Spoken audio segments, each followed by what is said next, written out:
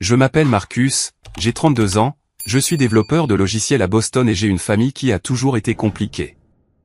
Notre voyage d'hiver au Colorado était censé être spécial, une chance de finalement nous rapprocher après des années de tension.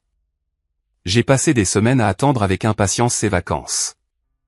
Bien que je sache que ma sœur Jessica a toujours été l'enfant prodige, mon excitation s'est envolée en arrivant à l'hôtel lorsque j'ai découvert qu'il ne m'avait pas réservé de chambre. Ce qui s'est passé ensuite a changé notre famille pour toujours. Si vous regardez cette vidéo en ce moment, laissez un commentaire pour me dire d'où vous m'écoutez. Cliquez sur le bouton j'aime et abonnez-vous pour découvrir comment le fait de se défendre peut parfois être le déclic dont votre famille a désespérément besoin. En grandissant dans notre banlieue de classe moyenne près de Boston, le schéma s'est établi très tôt. Mes parents, Brian et Eleanor, n'ont jamais dit qu'ils préféraient ma sœur Jessica, mais leurs actions en disaient long. Quand Jessica obtenait d'excellentes notes, ils l'emmenaient dans des restaurants chics. Quand j'obtenais d'excellentes notes, je recevais un simple « bon travail » à table. Ce n'était pas seulement ma perception. Même mes tantes et oncles le remarquaient, faisant occasionnellement des commentaires que mes parents rejetaient rapidement. Jessica a 3 ans de moins que moi, et dès sa naissance, elle a semblé capter l'attention de tout le monde. Ses récitals de danse étaient des événements familiaux auxquels tout le monde devait assister. Pour mes championnats de football, mes parents arrivaient souvent en retard, prétextant des obligations professionnelles. Quand Jessica avait un rhume, ma mère restait à la maison. Quand j'avais la grippe, j'étais assez grand pour m'en sortir avec de la soupe laissée dans le réfrigérateur. En devenant adulte, le schéma a continué. Jessica a rencontré Richard à l'université, un étudiant en finance d'une famille riche qui travaille maintenant dans une prestigieuse société d'investissement. Ils se sont mariés il y a 6 ans lors d'une cérémonie somptueuse pour laquelle mes parents ont contribué à hauteur de $40 000. Ils ont un fils de 5 ans, Tyler, qui est adorable et que j'aime profondément malgré la dynamique familiale. Quand Jessica et Richard ont acheté leur maison dans un quartier huppé, mes parents ont aidé avec l'acompte de près de $100 000. Quand j'ai acheté mon appartement 1 an plus tard, j'ai mentionné avoir besoin d'un peu d'aide pour les frais de clôture. Mon père m'a suggéré de mieux budgétiser et m'a rappelé les vertus de l'indépendance financière. Ma carrière de développeur de logiciels a en fait été assez réussie. Il y a 3 mois, j'ai reçu une promotion substantielle accompagnée d'une augmentation de 30% et d'un poste de direction à la tête d'une équipe de 12 développeurs. Quand j'ai annoncé la nouvelle, ma mère a dit « C'est bien, mon chéri », avant de tourner immédiatement la conversation vers la nomination de Jessica au comité d'un gala de charité. Nos vacances familiales annuelles ont commencé lorsque Jessica et moi étions adolescents et ont continué à l'âge adulte. Elles sont généralement planifiées 6 mois à l'avance, avec la participation supposée de tout le monde. En réalité, les préférences de Jessica déterminent presque toujours notre destination. Le voyage au Colorado de cette année était en fait ma suggestion, mais seulement parce que Jessica avait mentionné vouloir y essayer le ski. Malgré ce favoritisme évident, j'ai travaillé dur pour maintenir de bonnes relations avec tout le monde. J'appelle mes parents chaque semaine. Je me souviens des anniversaires de chacun avec des cadeaux attentionnés. J'assiste à toutes les fêtes d'anniversaire de Tyler avec des cadeaux soigneusement sélectionnés qu'il adore. J'ai essayé de discuter du favoritisme avec mes parents 1 ou 2 fois, mais ils ont rejeté cela en disant que j'étais trop sensible au compétitif avec ma sœur. La planification de ce voyage au Colorado semblait normale au début. Nous avions un groupe de discussion familiale où les dates étaient discutées et j'étais inclus dans toutes les conversations. J'ai remarqué que mes suggestions d'activités étaient souvent ignorées, mais j'y étais habitué. Quand mon père a mentionné la réservation des chambres à l'hôtel, j'ai proposé de m'occuper de ma propre réservation, mais il a insisté pour tout gérer car il avait un système pour obtenir les meilleurs tarifs dans les semaines précédant le voyage. Malgré mes réserves sur la dynamique familiale habituelle, je me suis retrouvé sincèrement excité. Je venais de terminer un projet majeur au travail et j'avais besoin de cette pause. J'ai soigneusement emballé des cadeaux pour tout le monde. Un train en bois artisanal pour Tyler que j'avais trouvé dans une boutique d'artisanat locale, une broche vintage pour ma mère qui ressemblait à celle qu'elle avait perdue il y a des années, un whisky rare pour mon père, et même une écharpe en cachemire pour Jessica. Je croyais, peut-être naïvement, que ce voyage pourrait être différent. Que cette fois, je me sentirais enfin comme un membre égal de la famille. La veille de mon vol, j'ai appelé mes parents pour confirmer les derniers détails. Ma mère semblait distraite, mais m'a assuré que tout était prêt. « Nous avons tellement hâte de te voir », a-t-elle dit, bien que son ton manquait de conviction. J'ai ignoré le sentiment tenace que quelque chose n'allait pas. Après tout, c'était la famille. Sûrement, quels que soient nos problèmes, ils ne m'excluraient pas délibérément. J'étais sur le point d'apprendre à quel point j'avais tort. L'Aspen Mountain Resort était encore plus beau que sur les photos en ligne. Des sommets enneigés offraient une toile de fond magnifique au lodge rustique de luxe avec sa façade en pierre et son entrée en bois imposante. Un immense sapin de Noël dominait le hall, décoré d'ornements qui captaient la lumière de l'énorme cheminée en pierre. Dans d'autres circonstances, cela aurait été le parfait pays des merveilles hivernales. Je suis arrivé en début d'après-midi après un vol avec escale à Denver et une navette depuis l'aéroport. Mes parents étaient arrivés le matin même et Jessica, Richard et Tyler devaient arriver peu après moi. Le hall était animé par les voyageurs des fêtes, des familles riant et planifiant leurs aventures de ski pendant que le personnel déplaçait efficacement les bagages et répondait aux questions. C'est alors que j'ai aperçu mes parents assis dans le coin salon du hall. Mon père était absorbé par son téléphone tandis que ma mère feuilletait une brochure de l'hôtel. Leur accueil a été prévisiblement tiède. Ma mère m'a offert une brève étreinte, mon père une poignée de main distraite et une tape sur l'épaule. « Bon vol ?» a demandé mon père, sans lever les yeux de son téléphone. « Pas mal », ai-je répondu. Un peu de turbulence en arrivant à Denver, mais rien de grave. Ma mère a hoché la tête distraitement. Jessica vient d'envoyer un texto. Ils sont à environ 20 minutes. Effectivement, 20 minutes plus tard, ma sœur a fait son entrée. Jessica a toujours eu le sens du spectacle, et aujourd'hui ne faisait pas exception. Elle a fait irruption dans le hall vêtue d'une tenue d'hiver de créateur qui semblait n'avoir jamais vu la neige, dirigeant le groom qui portait leurs 4 valises de luxe assorties. Richard suivait, l'air légèrement embarrassé par la scène, tout en tenant la main de Tyler. Tyler m'a repéré immédiatement et s'est libéré de son père, courant à travers le hall en criant « Tonton Marcus ». Cette excitation sincère a été le premier accueil chaleureux que j'ai reçu.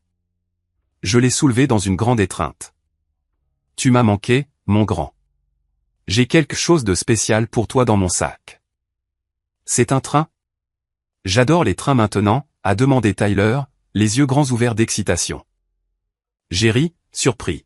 « Comment tu as su ? » « J'en voulais vraiment un, et maman dit que tu m'offres toujours ce que je veux. » Au moins, j'avais fait quelque chose de bien aux yeux de Jessica, même si ce n'était que la sélection de cadeaux pour son fils.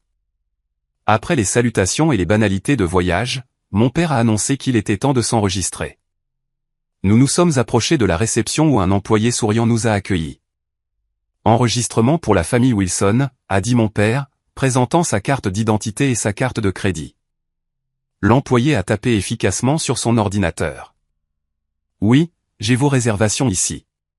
3 chambres, une suite king pour Brian et Eleanor Wilson, une suite familiale avec un lit king et un canapé lit pour Jessica et Richard Wilson et leur enfant. Et c'est tout. Juste les 2 chambres. » J'ai attendu qu'elle continue, mais elle préparait déjà les cartes clés. « Excusez-moi, ai-je dit, mais il devrait y avoir une 3e chambre pour Marcus Wilson. » « C'est moi. » L'employé a semblé confus et a vérifié à nouveau son système. « Je suis désolé, monsieur, mais je n'ai que 2 chambres réservées sous le nom Wilson. Laissez-moi vérifier s'il y a une réservation séparée à votre nom. » Après une minute de recherche, elle a secoué la tête. Je ne vois aucune réservation pour un Marcus Wilson. Souhaitez-vous réserver une chambre maintenant ? Je me suis tourné vers mon père, m'attendant à ce qu'il corrige ce que je supposais être une erreur de réservation. Le regard sur son visage m'a immédiatement dit que ce n'était pas une erreur.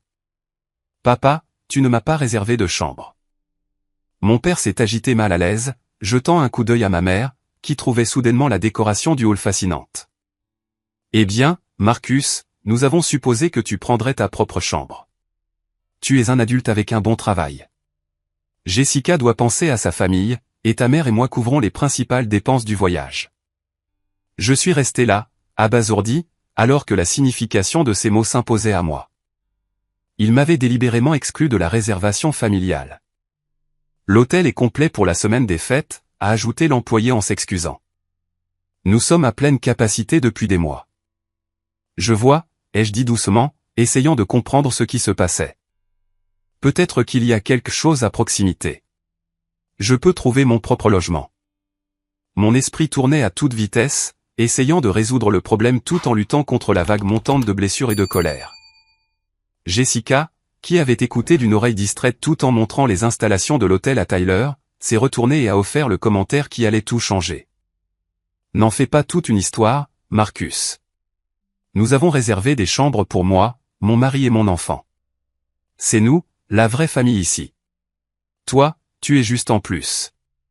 Tu peux probablement trouver un motel en bas de la montagne.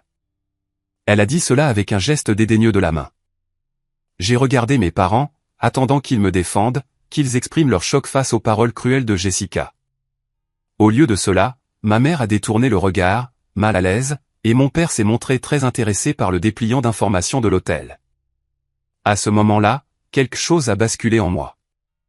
Des années à accepter un statut de seconde classe dans ma propre famille se sont cristallisées en une seule prise de conscience. Rien n'allait changer à moins que je ne le change.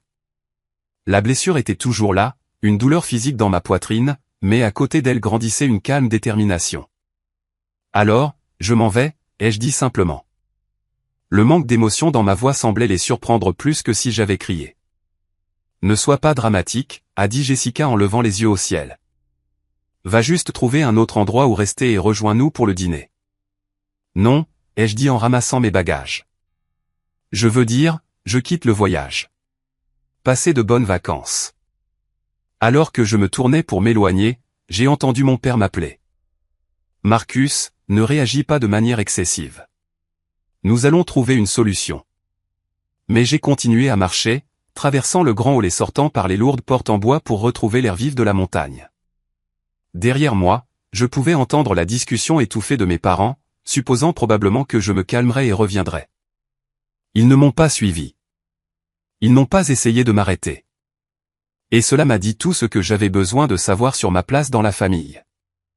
La voiture de location m'a semblé être un sanctuaire alors que j'étais assis derrière le volant, les mains agrippées fermement tandis que j'essayais de calmer ma respiration. Je n'avais même pas réalisé que je retenais mes larmes jusqu'à ce qu'une s'échappe sur ma joue.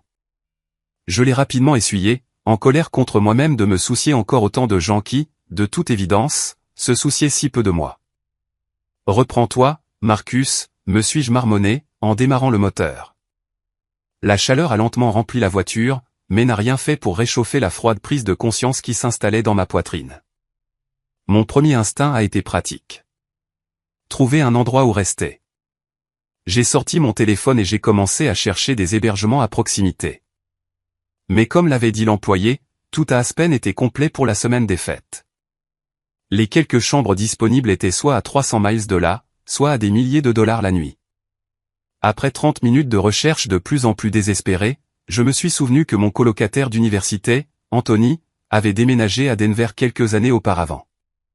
Nous ne nous étions pas beaucoup parlé récemment, au-delà d'interactions occasionnelles sur les réseaux sociaux, mais nous avions été proches. Denver était à environ 2 heures de route d'Aspen. Pas idéal, mais c'était quelque chose. J'ai trouvé son numéro et n'ai hésité qu'un instant avant d'appeler. Il a répondu à la 3e sonnerie. Marcus, mec, ça fait une éternité. Comment vas-tu? Salut, Anthony. Je suis en fait au Colorado en ce moment. C'est vraiment de dernière minute, mais je suis dans une situation compliquée. Je lui ai donné la version condensée de ce qui s'était passé. Il y a eu un bref silence quand j'ai fini. Laisse-moi voir si j'ai bien compris, a dit Anthony lentement. Ta famille t'a invité en vacances, ne t'a pas réservé de chambre, et quand tu l'as découvert, t'as pratiquement dit que tu ne faisais pas vraiment partie de la famille. C'est à peu près ça. Mec, monte dans ta voiture et conduis jusqu'à Denver tout de suite. J'ai une chambre d'amis à ton nom. On va s'amuser bien plus que ta famille, de toute façon. L'acceptation et le soutien immédiat ont failli me faire perdre contenance à nouveau. Tu es sûr? C'est la semaine de Noël. Je ne veux pas déranger. Déranger? Marcus, on a vécu ensemble pendant 3 ans à l'université. Je t'ai vu avec une intoxication alimentaire à cause de ce camion à tacos douteux. Rien n'est une imposition après ça. Viens, je t'envoie mon adresse par texto. Conduis prudemment. En quittant le parking de l'hôtel, j'ai jeté un regard en arrière vers la grande entrée. Personne n'était sorti me chercher. Mon téléphone n'avait pas sonné.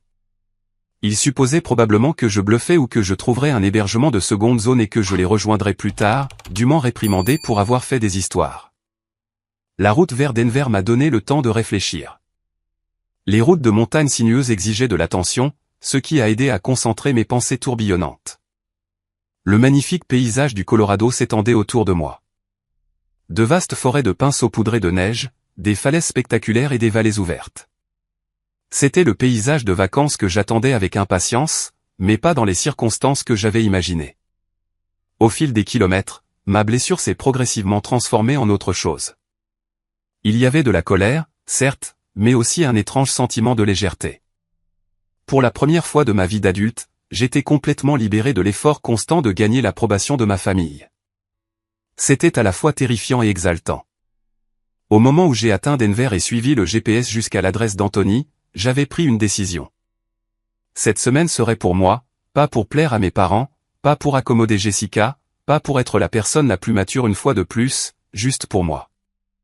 Anthony vivait dans un immeuble d'appartements moderne dans un quartier branché de Denver. Alors que je me garais et rassemblais mes bagages, il est apparu à l'entrée et a couru pour m'aider. « Bienvenue à la Casa Anthony », a-t-il souri, prenant un de mes sacs. Il avait l'air bien, plus musclé qu'à l'université, avec une barbe bien taillée, mais le même sourire facile et les mêmes yeux chaleureux. Son appartement était spacieux et meublé avec style, clairement. Sa carrière en design architectural se portait bien. De grandes fenêtres offraient une vue sur la skyline de Denver et, au loin, les montagnes. « C'est super », ai-je dit, sincèrement impressionné. « Merci encore de m'accueillir. » « Sérieusement, arrête de me remercier. Je suis ravi de t'avoir ici. J'allais juste regarder des séries en boucle et trop manger pendant les fêtes. Maintenant, j'ai une raison légitime de faire visiter ma ville et de faire tous les trucs de touriste que je ne prends jamais le temps de faire. » Il m'a montré la chambre d'amis, qui était propre et confortable avec une salle de bain privée attenante. Une fois que j'ai posé mes bagages, il m'a tendu une bière de son frigo, et nous nous sommes assis dans son salon, rattrapant les années depuis notre dernière rencontre en personne. Alors que la conversation revenait naturellement à ma situation familiale, l'expression d'Anthony est devenue sérieuse. « Écoute, je sais que ce ne sont pas mes affaires, mais ce que ta famille a fait est vraiment dégueulasse. Mes parents ont divorcé quand j'avais 12 ans, et la nouvelle famille de mon père a fait des trucs similaires, me faisant toujours sentir comme une roue de secours. Tu sais, il m'a fallu des années pour réaliser que je n'avais pas à continuer de me pointer juste pour être traité comme de la merde. Comment as-tu géré ça, ai-je demandé. Mal, au début, a-t-il ri. Beaucoup de mets en colère et de disputes pendant les fêtes, mais finalement j'ai commencé à fixer des limites.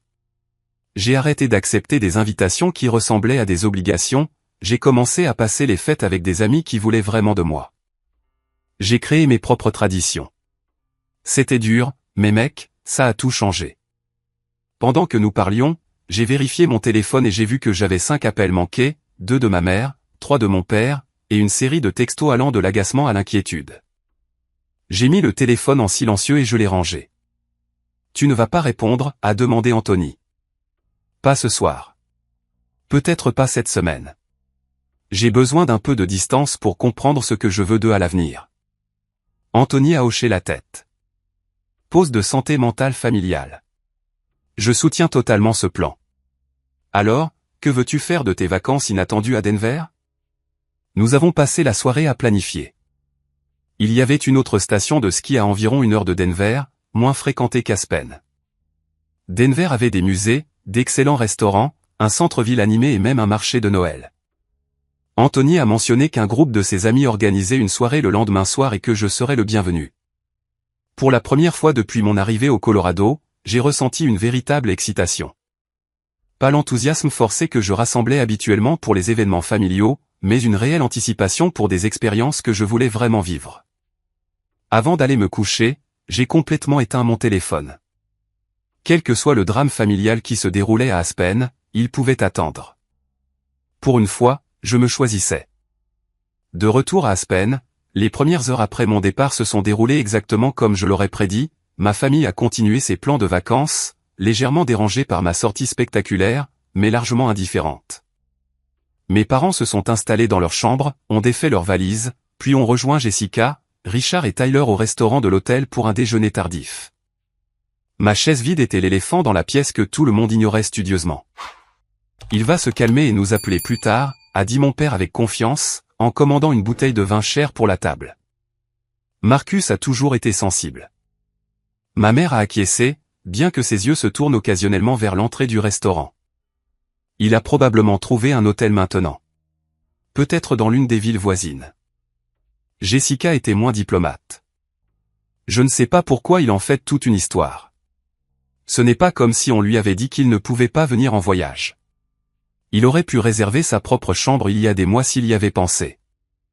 Richard, qui avait toujours été poli mais distant avec moi, semblait mal à l'aise. Peut-être que quelqu'un devrait vérifier s'il va bien. Il commence à faire nuit et les routes de montagne peuvent être dangereuses.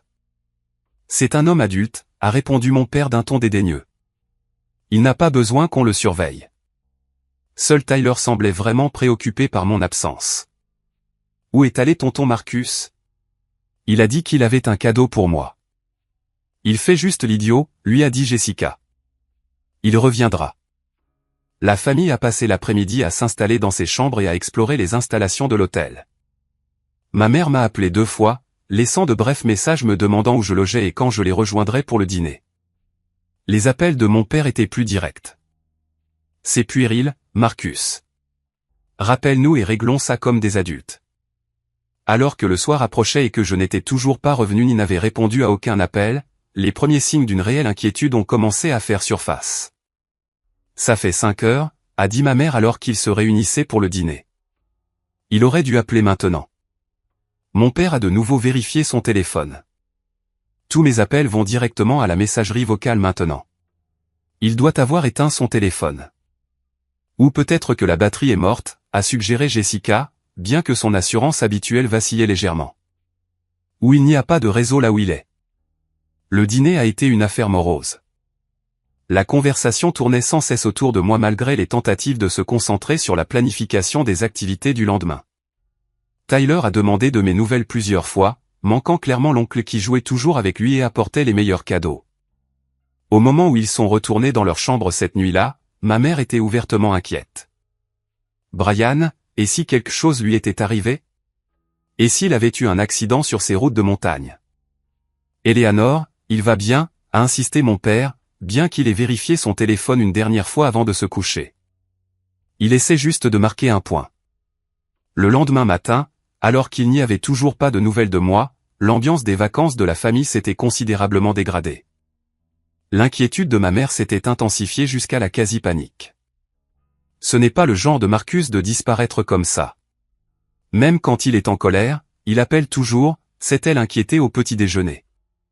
Je vais vérifier à la réception, voir s'ils peuvent nous aider. Le personnel de l'hôtel était compatissant mais limité dans ce qu'il pouvait faire. Oui, ils ont confirmé que j'avais bien quitté l'hôtel hier après-midi avec mes bagages. Non, ils ne m'avaient pas vu revenir. Non, ils ne pouvaient pas partager d'informations sur l'endroit où j'aurais pu aller en raison des politiques de confidentialité. Mon père, dont l'irritation était maintenant teintée d'une réelle inquiétude, a suggéré qu'ils poursuivent leur cours de ski prévu, raisonnant que je les contacterais éventuellement. Jessica était d'accord. Mais ma mère était trop distraite pour s'amuser sur la piste pour débutants. Alors qu'un moniteur enseignait patiemment les bases à Tyler, Jessica se retrouva inhabituellement pensive. Richard remarqua son silence inhabituel. « Tu penses à Marcus ?» demanda-t-il. « Il est ridicule », répondit-elle automatiquement, mais sans sa conviction habituelle. « Il sait comment gâcher des vacances parfaitement bonnes. » Richard lui lança un long regard. « Jess, tu as dit à ton frère qu'il ne faisait pas partie de la vraie famille. » C'était assez dur. « Je ne le pensais pas comme ça », a-t-elle protesté. « Je voulais juste dire que nous avions besoin de la suite familiale parce que nous avons Tyler. »« Tu sais que ce n'est pas ce que tu disais », a dit Richard doucement. « Tu as toujours été en compétition avec Marcus pour l'attention de tes parents, et tu as toujours gagné. C'est peut-être pour ça que tu continues à le repousser. » Jessica regarda son mari, choquée par sa critique inattendue. Avant qu'elle ne puisse répondre, Tyler est tombé dans la neige et a commencé à pleurer. La conversation a été mise de côté alors qu'il se précipitait pour le réconforter. Mais les mots de Richard avaient fait mouche d'une manière que Jessica n'était pas prête à reconnaître. Dans l'après-midi, toujours pas de nouvelles de moi. L'inquiétude de mes parents s'était intensifiée. Mon père a commencé à appeler les hôtels locaux pour découvrir ce que j'avais appris la veille, tout était complet dans un rayon de 50 miles. Il a dû trouver quelque chose, marmonna-t-il, de plus en plus frustré. Ou peut-être qu'il est retourné à Denver pour prendre un vol de retour. Ma mère était maintenant ouvertement angoissée. Nous devons appeler la police, Brian. Et s'il est blessé quelque part? Et leur dire quoi? Que notre fils de 32 ans s'est énervé et est parti. Ils nous diront d'attendre 48 heures. La famille s'est réunie pour un dîner précoce. L'atmosphère festive de l'hôtel contrastait fortement avec leur tension croissante. C'est pendant ce repas que mon père a finalement confronté Jessica. « C'est en partie de ta faute », a-t-il dit sans détour. Ce commentaire sur la vraie famille était complètement déplacé. Le visage de Jessica rougit. « Alors tout est de ma faute ? C'est vous qui ne lui avez pas réservé de chambre. C'est vous qui m'avez toujours appris que j'étais spécial, que je méritais plus. » Nous n'avons jamais dit ça, a protesté faiblement ma mère. Vous n'aviez pas besoin de le dire. Vous le montriez tous les jours, a rétorqué Jessica. Et maintenant vous êtes choqué que Marcus en ait finalement eu assez. La dispute s'est envenimée, des années de dynamique familiale non dite éclatant soudainement à une table de dîner public. Richard a essayé de calmer la situation tandis que Tyler, submergé par les émotions des adultes, a recommencé à pleurer. « Je veux tonton Marcus », sanglota Teil. Il a promis de m'apprendre à construire un bonhomme de neige.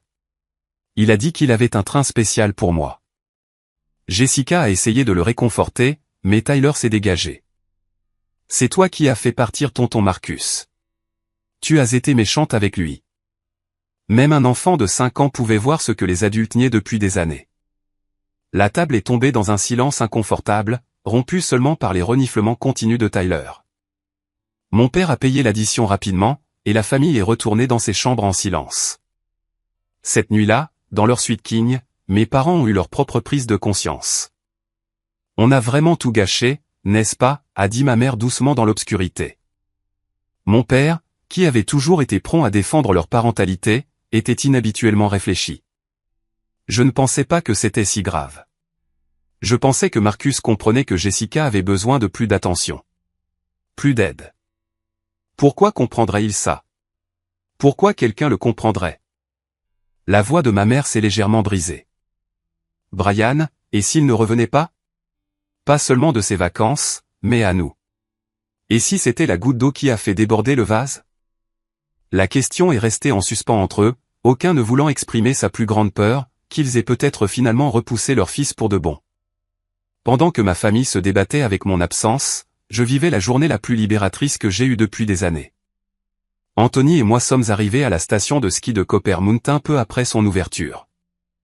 Les pistes étaient moins fréquentées que celles d'Aspen, et les vues étaient tout aussi spectaculaires. Je n'ai pas skié depuis 2 ans, ai-je avoué alors que nous récupérions notre équipement de location. Je suis peut-être un peu rouillé.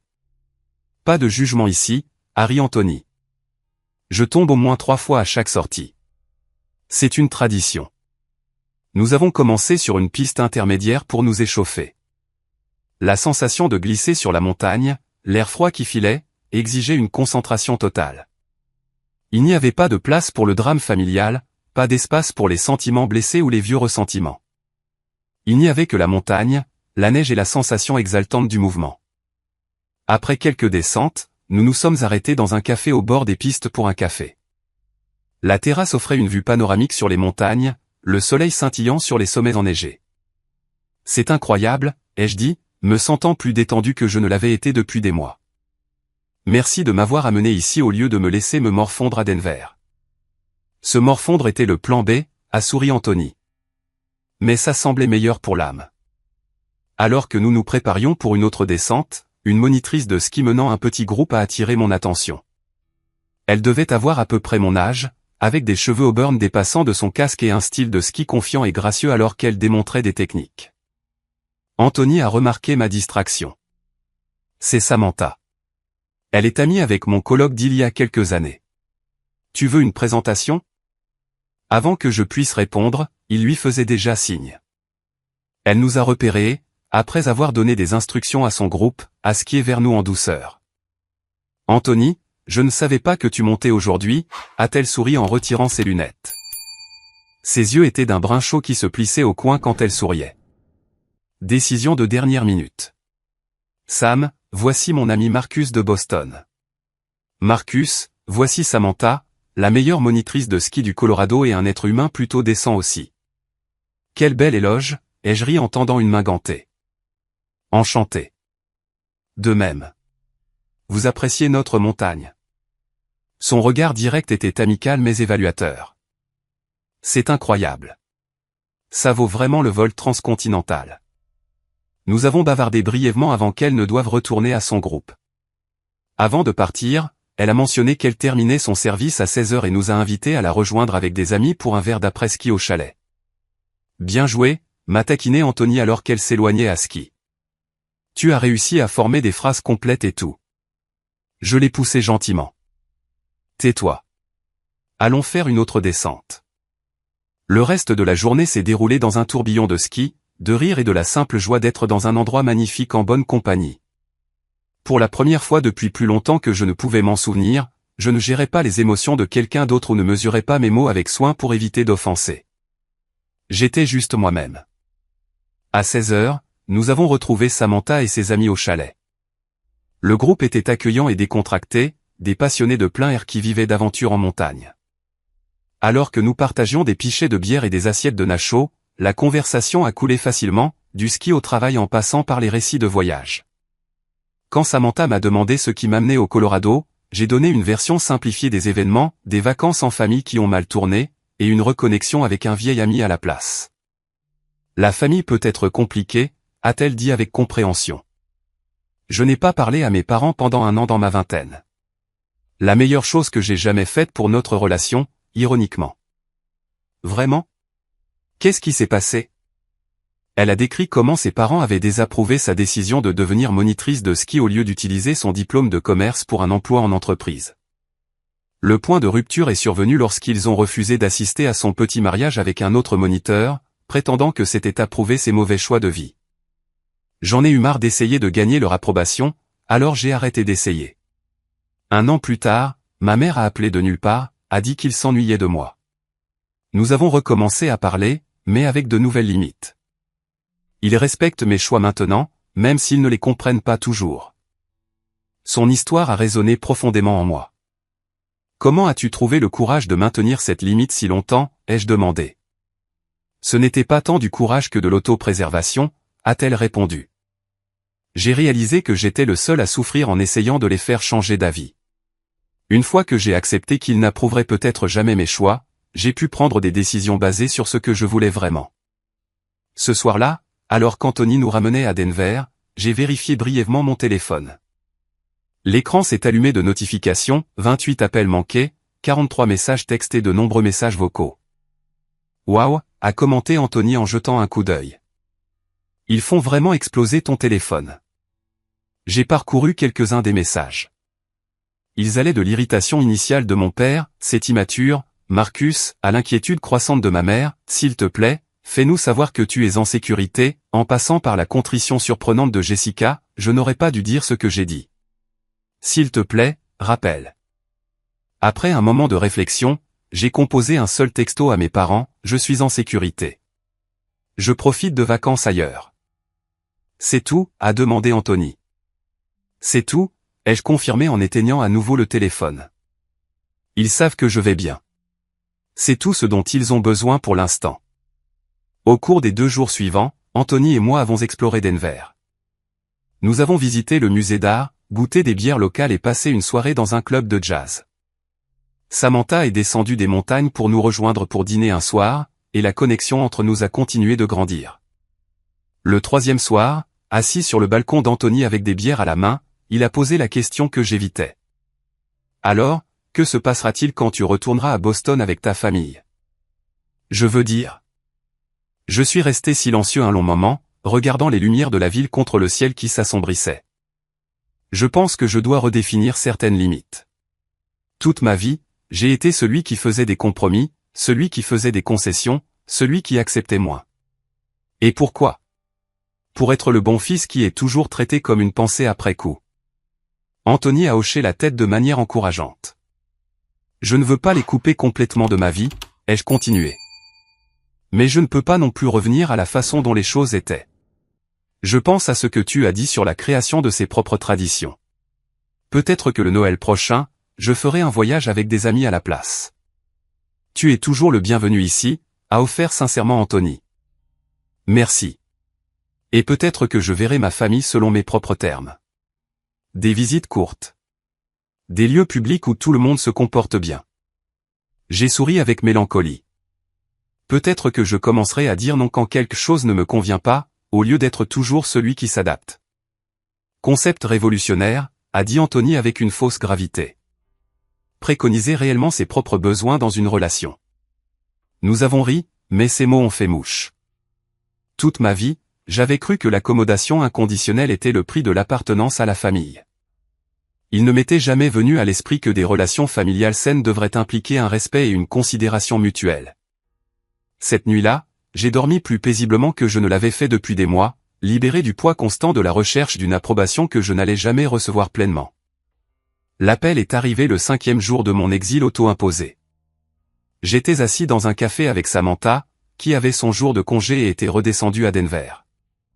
Nous planifions une excursion d'une journée au Garden of the God à Colorado Springs quand mon téléphone a sonné. Je l'avais rallumé la veille, bien que je filtre toujours les appels de ma famille. Cette fois, c'était mon père, et quelque chose m'a poussé à répondre. Allô? Marcus. Dieu merci. La voix de mon père était tendue par le stress. Nous avons besoin de ton aide. Tyler a eu un accident. Mon estomac s'est noué. Qu'est-ce qui s'est passé? Est-ce qu'il va bien? Il est tombé sur la glace à l'extérieur de l'hôtel. Poignet cassé et une légère commotion cérébrale. Nous sommes à l'hôpital d'Aspen Valley. Ta mère est anéantie. Jessica ne peut pas s'arrêter de pleurer. Et nous n'avons pas de voiture. La navette de l'hôtel fonctionne selon un horaire de vacances. Nous ne pouvons pas avoir de taxi ou de VTC avant des heures.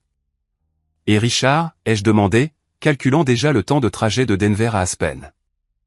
Urgence professionnelle. Il a dû rentrer à Boston ce matin. La voix de mon père s'est légèrement brisée. Marcus, je sais que nous t'avons terriblement traité. Je n'ai pas le droit de demander, mais Tyler te réclame, et nous sommes coincés ici sans moyen de transport. J'ai couvert le téléphone et j'ai rapidement expliqué la situation à Samantha. Sans hésitation, elle a dit, ton neveu a besoin de toi. Je vais prendre un Uber pour retourner chez mon ami. J'arrive, ai-je dit à mon père. C'est à 2 heures de route de Denver. Envoie-moi les détails de l'hôpital par texto. Anthony a été tout aussi solidaire quand je l'ai appelé pour expliquer. Prends ma voiture, a-t-il insisté. Je peux prendre un Uber pour aller au travail cette semaine. Tu veux que je vienne avec toi pour un soutien moral? J'ai hésité, puis j'ai accepté. Avoir une partie neutre présente pourrait aider à éviter que la confrontation familiale inévitable ne dégénère. La route vers Aspen était tendue. J'étais inquiet pour Tyler, mais aussi appréhendé d'affronter ma famille après être parti et les avoir ignorés pendant des jours. Anthony a gardé la conversation légère, sentant mon anxiété. Souviens-toi, tu fais ça pour Tyler, m'a-t-il rappelé alors que nous approchions d'Aspen. Tu ne dois rien aux adultes. L'hôpital d'Aspen Valley était un établissement moderne en périphérie de la ville. Nous avons trouvé ma famille dans la salle d'attente du service de pédiatrie. Ma mère m'a repéré la première, se levant de sa chaise avec un cri. « Marcus, tu es venu. » Elle s'est précipitée vers moi, les bras tendus. J'ai accepté son étreinte avec raideur, puis j'ai reculé. « Comment va Tyler ?» Ils lui posent un plâtre et font quelques derniers tests, a dit mon père, s'approchant plus prudemment. Le médecin dit qu'il ira bien, mais ils veulent l'observer pendant quelques heures à cause de la commotion. Jessica était assise sur une chaise dans un coin, le visage bouffi de larmes. Quand elle m'a vu, quelque chose d'inattendu s'est produit. Au lieu de sa posture défensive habituelle ou de son attitude dédaigneuse, elle s'est complètement effondrée. « Je suis tellement désolé, sanglota-t-elle. Tout est de ma faute. Si je n'avais pas été si horrible avec toi, tu aurais été là, et peut-être que Tyler ne serait pas tombé, et tout s'effondre, et je ne sais pas comment réparer tout ça. L'émotion brute semblait la surprendre autant que moi. Jessica avait toujours été la personne posée, la fille parfaite. La voir si complètement défaite était désarmant. Ai-je dit maladroitement en lui tapotant l'épaule. Les enfants ont des accidents. Ce n'est pas ta faute s'il est tombé. Pas ça, a-t-elle secoué la tête avec véhémence. Tout le reste. La chambre, ce que j'ai dit, comment je t'ai toujours repoussé parce que j'avais peur que s'il t'aimait autant qu'il m'aimait, il n'y en aurait plus assez pour moi. La salle d'attente est tombée dans le silence, à l'exception des sanglots de Jessica. Mes parents semblaient stupéfaits par son aveu. J'ai senti une vie de soupçon se confirmer, Jessica était consciente du favoritisme et l'avait activement protégée. Je pense, a dit Anthony dans le silence gênant, que je vais aller trouver la cafétéria et vous laisser un peu d'intimité. Il m'a serré l'épaule en signe de soutien en partant. Une infirmière est apparue à la porte. Tyler demande son oncle Marcus. Il est assez contrarié et nous aimerions le calmer. Pourriez-vous entrer ? Je l'ai suivi jusqu'à une salle de soins où Tyler était allongé dans un lit qui le faisait paraître encore plus petit que ses 5 ans. Son bras gauche était dans un plâtre bleu vif et un petit pansement couvrait une coupure sur son front. Quand il m'a vu, son visage s'est illuminé malgré les larmes séchant sur ses joues. « Tonton Marcus, tu es revenu. Maman a dit que tu étais parti pour toujours. »« Pas pour toujours, mon grand, ai-je dit prudemment, m'asseyant sur le bord de son lit. J'avais juste besoin de temps pour moi. Mais je viendrai toujours quand tu auras besoin de moi. Regarde mon super plâtre. Le médecin a dit que j'étais super courageux. » Sa résilience enfantine s'affirmait déjà, la chute traumatisante devenant une histoire d'aventure. « Tu es super courageux, bien plus courageux que moi. Tu as apporté mon train ?» a-t-il demandé avec espoir. J'ai dû sourire face à ses priorités. Il est encore dans ma valise chez mon ami, mais je te promets que tu l'auras bientôt. Je suis resté avec Tyler jusqu'à ce qu'il s'endorme, épuisé par la douleur, les médicaments et l'excitation. Quand je suis retourné dans la salle d'attente, ma famille était regroupée en pleine conversation. Ils se sont tus quand je suis entré. Mon père s'est levé, sa présence habituellement imposante atténuée. « Marcus, nous te devons des excuses. » Plusieurs excuses, en fait. Nous avons discuté pendant que tu étais avec Tyler, a ajouté ma mère, de la façon dont nous t'avons traité au fil des ans.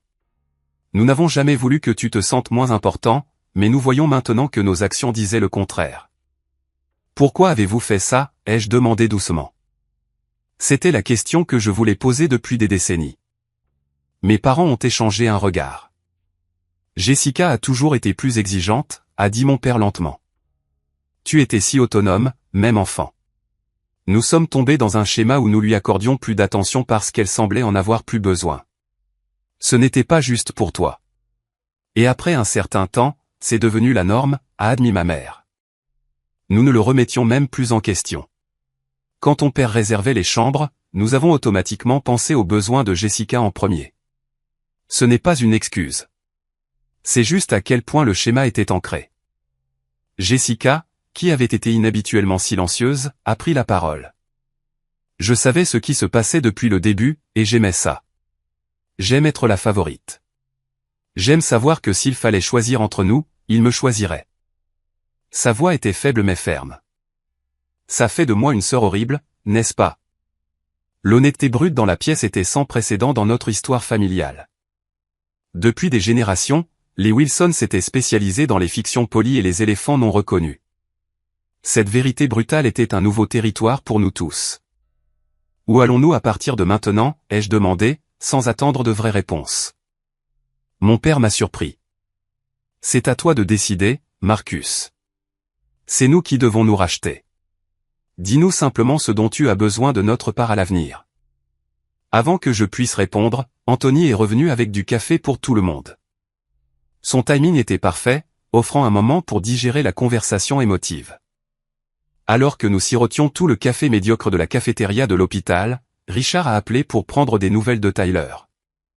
Jessica l'a mis sur haut-parleur et il était audiblement soulagé d'entendre que j'étais arrivé.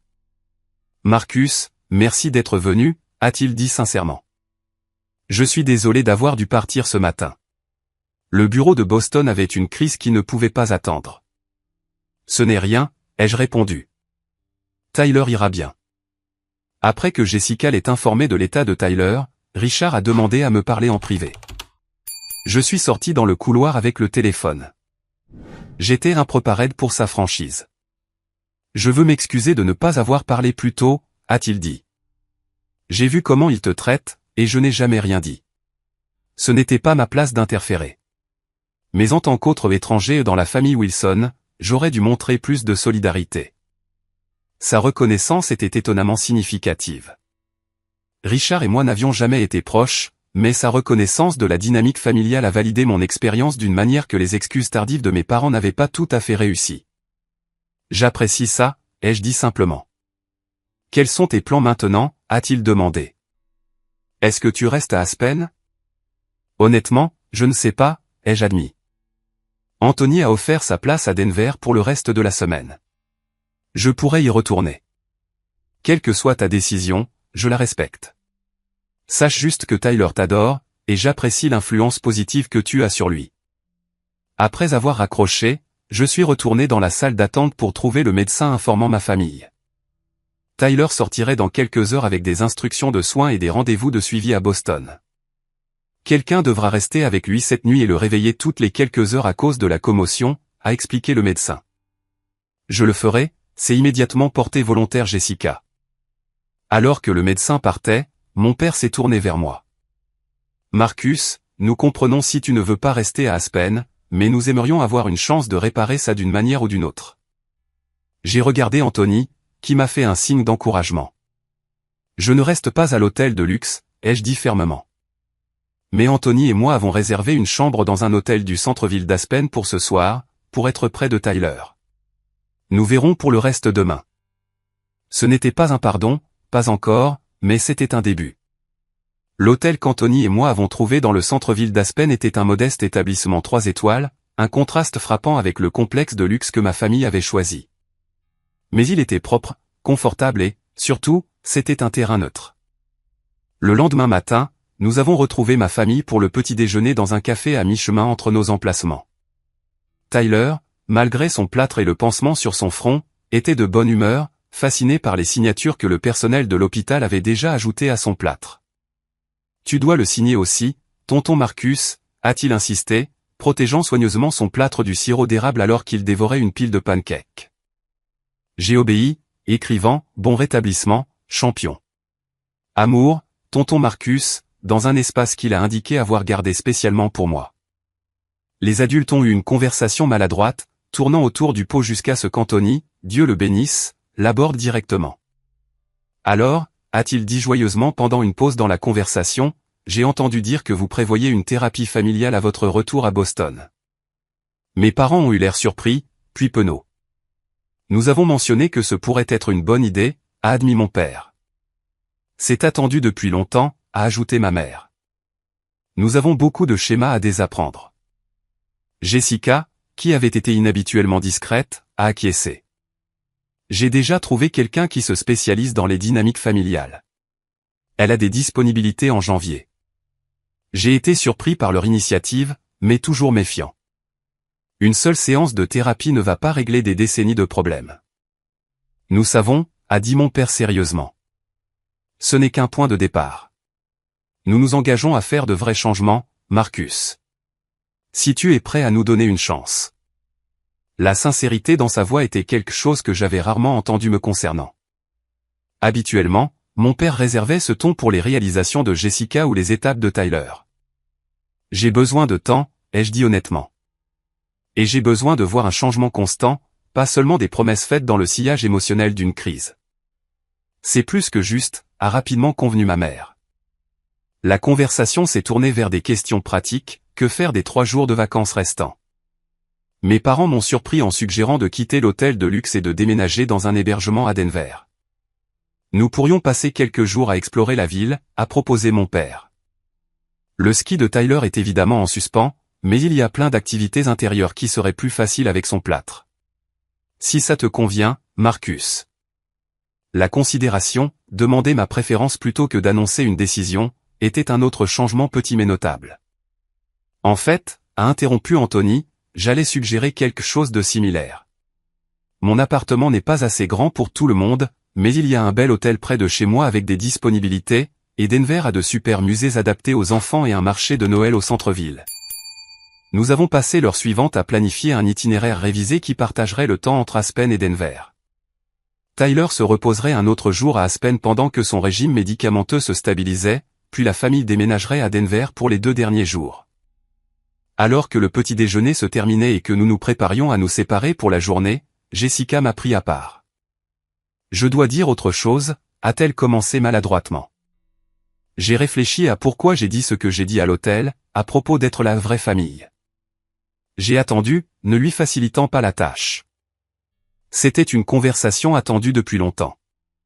Je pense que j'ai toujours été jalouse de toi, a-t-elle continué, me surprenant.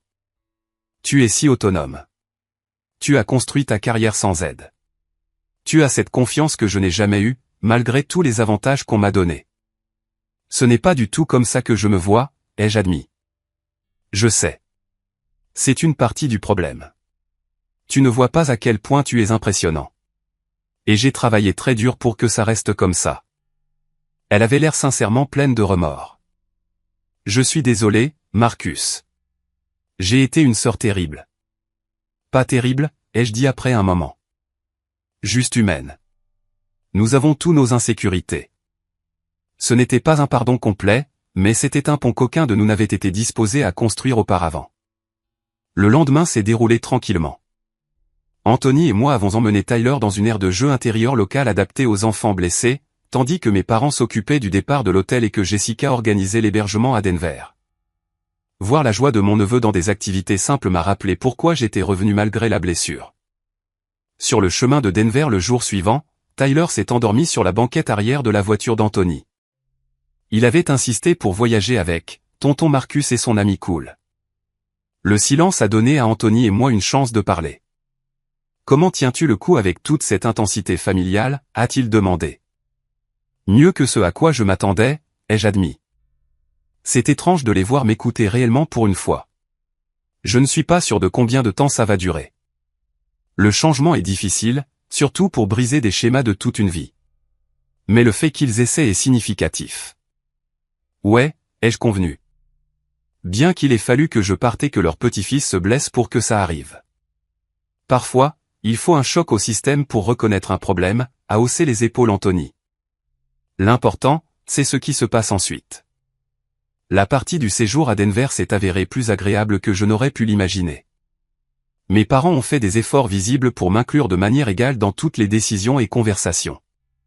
Jessica était moins compétitive et plus collaborative. Tyler, inconscient des dynamiques d'adultes mais ravi d'avoir tout le monde ensemble, a servi de force unificatrice avec son enthousiasme pour chaque activité. Lors de notre dernière soirée, alors que nous nous promenions dans le marché de Noël du centre-ville, mon père m'a pris à part. Ta mère et moi avons discuté, a-t-il commencé. Nous aimerions planifier les vacances familiales de l'année prochaine différemment. Peut-être que tu pourrais prendre les rênes de l'organisation. L'offre de contrôle sur une tradition familiale était à la fois une branche d'olivier et une reconnaissance de l'exclusion passée. J'y réfléchirai, ai-je dit, pas tout à fait prêt à m'engager dans de futurs événements familiaux. Bien sûr, a-t-il hoché la tête, respectant mon hésitation. Pas de pression. Sache juste que nous voulons que tu sois là et que nous sommes prêts à le faire selon des termes qui te semblent justes. Plus tard dans la nuit, après que tout le monde soit retourné à son hôtel, Anthony et moi nous sommes assis sur son balcon, réfléchissant aux événements de la semaine. Alors, que se passe-t-il quand tu rentres à Boston, a-t-il demandé. Honnêtement, je ne suis pas sûr. Je suis prudemment optimiste, mais réaliste. Les gens ne changent pas du jour au lendemain. Et Samantha, a-t-il souri, changeant de sujet. Elle m'a envoyé 2 textos pour demander comment ça se passait avec ta famille. Je n'ai pas pu m'empêcher de sourire. Nous dînons ensemble quand elle sera à Boston le mois prochain pour une convention de sport d'hiver. Regarde-toi, en train de te faire une vie en dehors des drames familiaux, a taquiné Anthony. Il était temps, non? 3 mois plus tard, les changements dans ma dynamique familiale restaient un travail en cours, mais avec des développements prometteurs. Les séances de thérapie familiale s'étaient poursuivies toutes les 2 semaines, offrant un environnement structuré pour aborder des problèmes de longue date. Mes parents avaient fait des efforts constants pour traiter Jessica et moi de manière plus équitable, bien que d'anciens schémas réapparaissent occasionnellement. Peut-être le plus significatif, j'avais développé une nouvelle confiance pour fixer des limites. Quand ma mère appelait avec des exigences de dernière minute sur mon temps, je ne réorganisais plus automatiquement mon emploi du temps. Quand les réunions de famille devenaient tendues, je me sentais capable de partir plutôt que d'endurer pour le bien de la paix. Samantha et moi avions continué à nous fréquenter à distance, avec des visites le week-end toutes les quelques semaines. Sa perspective en tant qu'étrangère ayant navigué ses propres défis familiaux m'a fourni un soutien précieux. Quant à Jessica, notre relation avait évolué vers quelque chose de plus authentique, sans la compétition constante pour l'approbation parentale. Nous découvrions lentement que nous apprécions en fait la compagnie de l'autre à petite dose. Elle m'avait même appelé récemment pour me demander conseil sur une décision de carrière, une première dans notre relation d'adulte. La planification des vacances familiales annuelles pour l'été à venir était en cours, avec un document partagé où tout le monde contribuait équitablement ses idées. J'avais suggéré un chalet au bord d'un lac dans le Maine où nous pourrions chacun avoir notre propre espace tout en nous réunissant pour des activités, une manifestation physique de notre nouvelle approche des limites familiales. L'expérience douloureuse à l'hôtel d'Aspen avait été un catalyseur nécessaire au changement. En partant, j'avais forcé ma famille à me voir clairement, peut-être pour la première fois. Le chemin n'était pas terminé. La vraie guérison l'est rarement, mais nous allions dans la bonne direction. En repensant à ce moment charnière où j'ai quitté l'hôtel, je réalise que parfois la chose la plus puissante que vous puissiez faire dans une relation est de refuser d'accepter moins que ce que vous méritez. Parfois, il faut être prêt à partir pour créer la possibilité de quelque chose de mieux au retour. Avez-vous déjà dû vous éloigner de quelqu'un que vous aimez pour lui faire voir votre valeur? Ou avez-vous été de l'autre côté, ne réalisant ce que vous aviez qu'après l'avoir perdu? Partagez vos expériences dans les commentaires ci-dessous. N'oubliez pas d'aimer cette vidéo et de vous abonner pour entendre d'autres histoires sur les dynamiques familiales et la croissance personnelle. Et rappelez-vous, fixer des limites n'est pas égoïste. C'est essentiel pour des relations saines. Merci d'avoir écouté mon histoire et j'espère qu'elle vous aidera à naviguer vos propres défis familiaux avec courage et respect de vous-même.